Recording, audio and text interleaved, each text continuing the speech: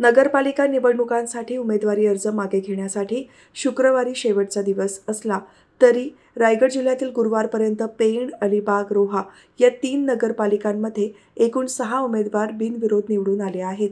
पेणमध्ये सर्वाधिक 4 उमेदवार बिनविरोध निवडून आले आहेत. त्यात राष्ट्रवादी काँग्रेसचे 3 तर भाजपच्या 1 उमेदवाराचा समावेश आहे. पेणच्या रामवाडी येथील प्रभाग क्रमांक 9 मधून राष्ट्रवादी काँग्रेसच्या वसुधा पाटील यांच्या विरोधात उमेदवारी अर्जच आला नव्हता.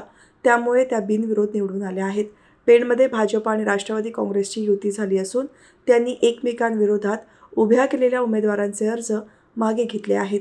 प्रभाग क्रमांक 5 मधून राष्ट्रवादी काँग्रेसचे दीपक गुरव तर प्रभाग क्रमांक 12 मधून राष्ट्रवादी काँग्रेसच्या सुशीला ठाकूर या बिनविरोध विजयी झाल्या आहेत. प्रभाग क्रमांक 12 मधून भाजपचे अभिराज कडू बिनविरोध विजयी झाले आहेत. रोहा नगरपालिकेत राष्ट्रवादी काँग्रेसचे विजयी सलामी दिली आहे. प्रभाग क्रमांक 2 मधून राष्ट्रवादी काँग्रेसचे राजेंद्र जैन विरुद्ध शिवसेना ठाकरे गटाचे संजय देऊळकर यांच्यात सरळ लढत अपेक्षित होती, परंतु संजय देऊळकर यांनी आपला उमेदवारी अर्ज मागे घेतल्याने राजेंद्र जैन हे बिनविरोध विजयी झाले आहेत.